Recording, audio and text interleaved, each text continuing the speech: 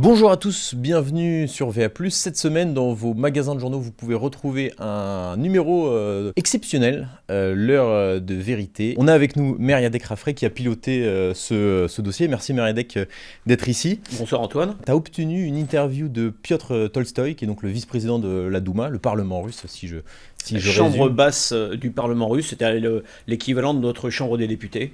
Alors, il faut expliquer quand même à tous ceux qui nous regardent que c'est une interview assez exceptionnelle. C'est quelqu'un qu'on n'entend pas souvent et et dont la parole porte. Est-ce que tu peux nous expliquer Oui, alors qui est Piotr Tolstoï? D'abord, c'est évidemment un nom qui parle à tous les Français puisqu'il est l'arrière-petit-fils de l'écrivain franco-russe bien connu.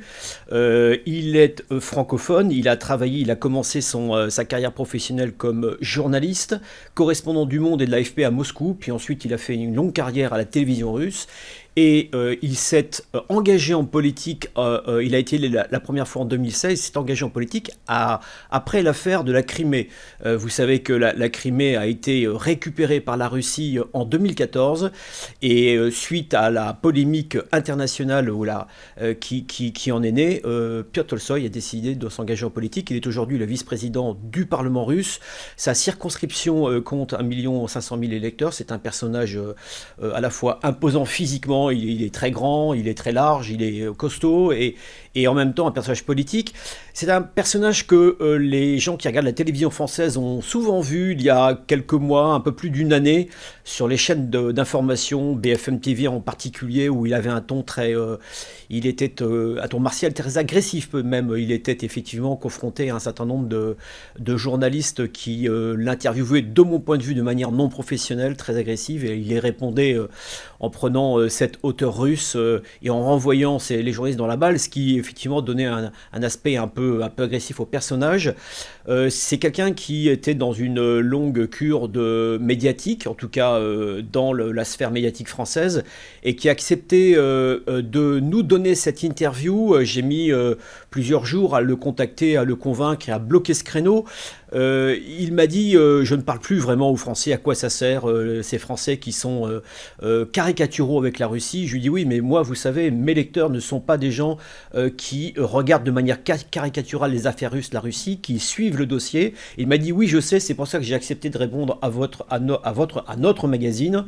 Et donc je crois que c'est une chance aujourd'hui de pouvoir, je crois que c'est un des premiers grands leaders russes qui s'exprime et qui décrypte en fait dans les médias français la manière dont le Moscou, dont le Kremlin, dont les dirigeants russes comprennent et analysent le grand chambardement, le grand revirement, la grande réinitialisation des relations entre les États-Unis et la Russie. En plus de ça, j'imagine que le Kremlin a une mainmise sur les prises de position, les prises de parole plutôt d'un certain nombre de dirigeants, ce qui rend cette interview assez inédite. Alors effectivement, pour ça, je vais décrypter un petit peu l'environnement de la communication de l'Élysée. C'est une communication qui est très verrouillée. Il y a quelques personnes, quelques dirigeants qui sont autorisés à porter la voix officielle du Kremlin. Vladimir Poutine, bien sûr, quand il donne des interviews à la télévision.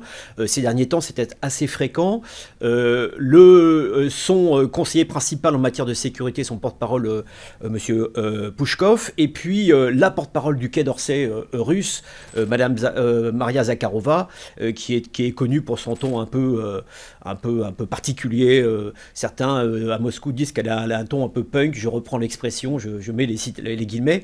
Et je crois que l'intérêt de Piotr Tolstoï, c'est que sa surface politique, sa proximité en fait avec les instances exécutives au plus haut niveau, lui donne une forme de liberté pour s'exprimer longuement, 4 pages, dans un média comme Valeurs Actuelles, qui sera évidemment lu par un certain nombre de dirigeants occidentaux. Alors, venons-en à cet entretien. Donc, très vite, tu lui parles de la relation assez chaotique qu'entretiennent en ce moment Emmanuel Macron et Vladimir Poutine.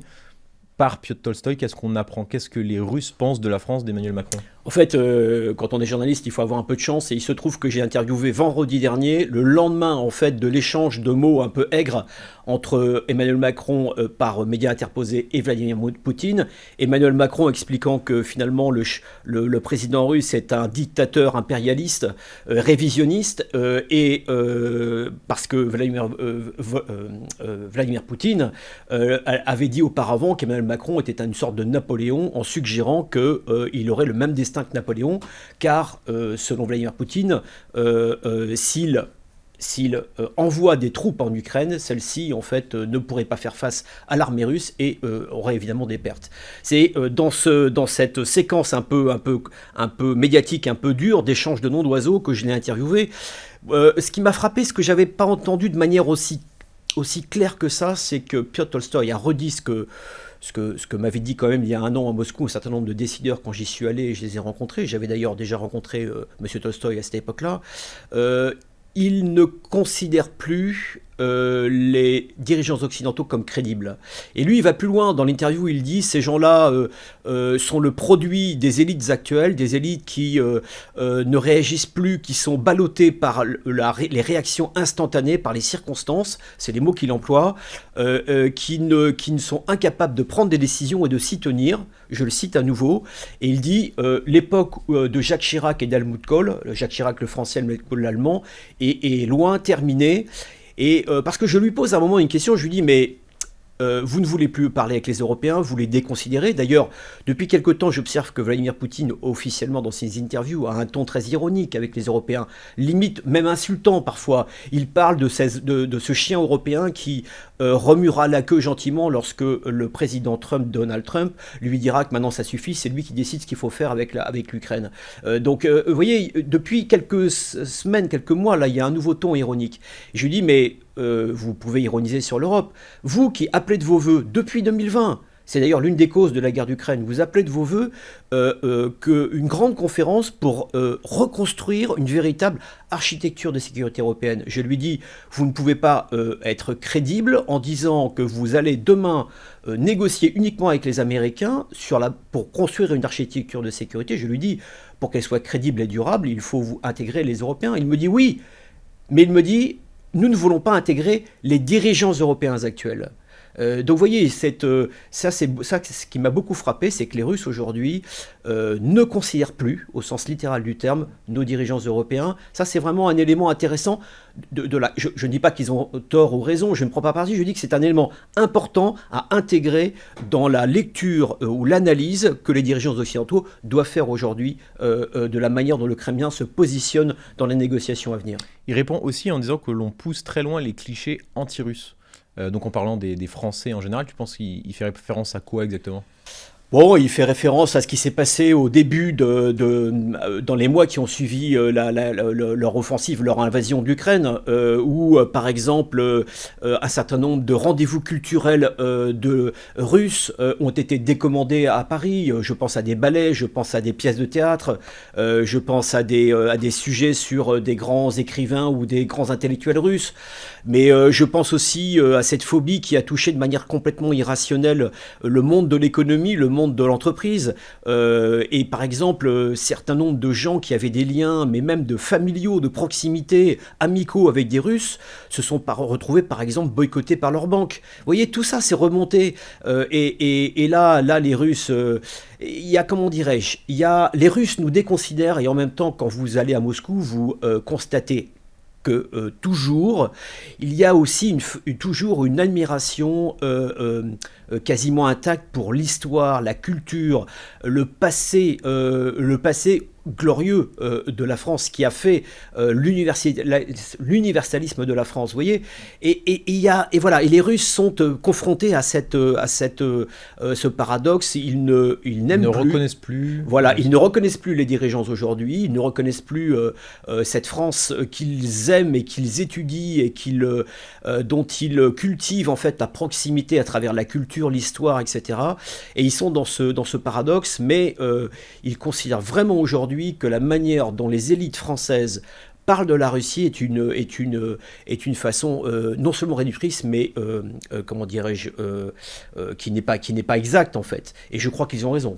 Alors Piotr Tolstoï dit notamment que Macron fanfaronne Et donc là, ça c'est sur le sujet des têtes nucléaires. Alors voilà, donc là on passe de la culture à la dissuasion nucléaire, donc là on est dans un autre sujet. Bon, quand Piotr Tolstoï me répond que de toute façon Emmanuel Macron fanfaronne parce que ce ne sont pas les 290 têtes nucléaires de l'arsenal nucléaire français qui les impressionnent, pardon de lui dire, je ne lui ai pas dit, mais pardon de corriger. La question n'est pas, il suffit que 2, 3 ou 4 têtes nucléaires passent à travers le bouclier anti-missile russe pour que la Russie soit à terre. Donc la question c'est la crédibilité. La dissuasion nucléaire française est évidemment l'une des plus crédibles au monde. Donc là il a un peu tort. En revanche, quand il dit que Emmanuel Macron fanfaronne, il ajoute d'ailleurs quelque part dans l'interview, qu'est-ce qu'il va nous faire finalement? Il dit, il va envoyer sur le sol quoi? Il pourrait envoyer au maximum 10 000 Français, 10 000 soldats. Il me répond, vous savez quoi? 10 000 soldats, c'est à peu près les pertes enregistrées chaque mois par l'armée ukrainienne. Donc, vous voyez, on est dans ce rapport de dialectique. Mais ce qui est clair, c'est que si Piotr Tolstoï me répond qu'Emmanuel Macron fanfaronne, dès qu'Emmanuel Macron a parlé de partage, alors le mot est inexact, mais d'étendre le périmètre. Voilà, je simplifie, d'ouvrir le bénéfice du parapluie nucléaire français à d'autres États européens. Dès qu'il a prononcé ces mots-là, aussitôt le Kremlin, par la voix du porte-parole officiel, a répondu. Le Kremlin s'est positionné aussitôt dans une dialectique d'escalade, une dialectique nucléaire, qui est la dialectique qu'il a utilisée dès le début du conflit et à des moments clés du conflit. Et là, je crois que le Kremlin ne bluffe pas du tout et qu'Emmanuel Macron ferait bien d'être prudent dans les mots qu'il emploie, car si lui les emploie avec son esprit à lui, l'autre en face, le Kremlin, qui fait la guerre depuis 3 ans et qui défend, dit-il, sa souveraineté, lui les prend au pied de la lettre. Alors la semaine dernière, on recevait Pierre Lelouch à propos de l'arme nucléaire. Lui disait qu'elle n'était plus suffisante pour faire autorité. Est-ce que ce propos est démenti? Alors, je connais bien Pierre Lelouch avec qui j'ai discuté de ces sujets. Ce que Pierre Lelouch veut dire, c'est que, et c'est la démonstration de la guerre d'Ukraine, c'est malgré les dissuasions nucléaires occidentales et russes, la guerre conventionnelle est redevenue possible. On a longtemps dit que la dissuasion nucléaire avait permis à l'Europe, en particulier pendant toute la guerre froide, d'éviter une guerre chaude. C'est vrai. Eh bien aujourd'hui, cette dissuasion nucléaire française, américaine et occidentale, de fait, ne suffit plus à éviter une guerre conventionnelle. Cette guerre conventionnelle est intervenue dans cet interstice flou, si vous voulez, juste en dessous de la ligne, en dessous en fait de l'escalade nucléaire. C'est ça qu'a voulu dire Pierre Lelouch, il a raison, mais la limite de ce raisonnement, c'est qu'à chaque fois qu'il y a eu de part et d'autre, enfin surtout de la partie du côté occidental, une volonté d'escalade par une provocation militaire, aussitôt, en fait, les Américains sont rentrés dans le jeu pour dire stop. Là, il y a un danger d'escalade. Donc, pendant toute la guerre, les États-Unis ont été le garant, en fait, de la non-escalade nucléaire. Et alors, à propos des États-Unis et donc du retour de Donald Trump aux affaires, tu poses une question à Piotr Tolstoï pour savoir quel regard portent les dirigeants russes sur le retour de Donald Trump à la Maison-Blanche et donc dans la gestion de ce conflit. Qu'est-ce qu'il en dit Alors Piotr Tolstoï, c'est là où Piotr Tolstoï n'est pas le dirigeant le plus comment dirais-je, c'est pas lui qui est à la manœuvre clairement. Oui. Donc là, il est prudent. Mais il parle quand même au nom, pas au nom, mais oui, sa parole compte. Sa parole compte. Mais en l'occurrence sur ce point précis des négociations, en fait, il n'est pas dans le secret des dieux. Clairement, c'est pas lui qui dirige, c'est Vladimir Poutine en direct et Sergueï Lavrov, le ministre des Affaires étrangères. Mais là, il envoie le message que du Kremlin, ce que le Kremlin pense. Le Kremlin pense depuis le début, d'ailleurs Poutine l'a dit plusieurs fois, nous sommes d'accord, chiche, top là, nous allons négocier. Nous vous offrons la paix, c'est-à-dire nous vous offrons la fin des combats, mais nous attendons de voir concrètement quels seront les points qui seront mis sur la table pour négocier la paix. Et Tolstoï nous dit ça, et tout l'interview c'est de dire l'Américain change de position, top là l'ami, il dit c'est un agent immobilier concret, il a compris en fait nos lignes rouges. nous sommes prêts à discuter, mais nous allons voir. Il dit d'ailleurs, en géopolitique, la confiance a besoin de preuves, un peu comme en amour. C'est ce qu'il dit. Il dit, pour l'instant, on est d'accord pour négocier, mais on attend de voir. Et d'ailleurs, il précise une chose importante, c'est qu'il dit, il y a plusieurs propositions qui circulent dans le camp occidental avec lesquelles nous ne sommes pas d'accord. Mais alors, il parle beaucoup du personnage Trump, Ouais. du businessman, etc., qui ne veut que gagner, etc. Est-ce que Donald Trump intimide aussi un peu? Alors, il dit surtout qu'il parle surtout de Donald Trump qu'il ne veut pas perdre. Il dit surtout ça. Il dit Trump a compris qu'il avait plus à perdre qu'à gagner. C'est un agent immobilier concret, un homme de business, et il dit ok, stampons les frais, prenons les pertes, comme je l'explique dans le grand décryptage qui paraît à côté de cette interview. Et donc, en fait, comment dirais-je, il reconnaît à Trump, si vous voulez, cette intelligence de situation, cette intelligence de rapport de force que les Européens veulent nier aujourd'hui.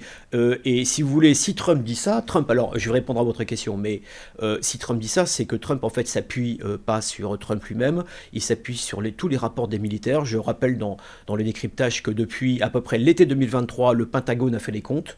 Il sait que les rapports de force sont défavorables à l'Ukraine et que l'Ukraine ne peut pas gagner. Je rappelle à vos auditeurs que plus de 300 milliards de dollars, enfin d'euros ou de dollars, de soutien occidental ont été distillés à l'Ukraine et malgré cela, l'Ukraine est aujourd'hui en position très difficile. Alors, pour conclure cet entretien, je vais prendre la dernière phrase de Piotr Tolstoï de cette interview. Il finit en disant vous, les Français, grosso modo, il dit même grosso modo, vous avez déjà perdu cette guerre. Alors, on n'est pas engagé directement, mais qu'est-ce qu'on a perdu? Il dit précisément, vous les Français, grosso modo, votre problème, c'est que vous avez déjà perdu cette guerre. Oui, nous avons déjà perdu cette guerre. Les Européens ont perdu cette guerre.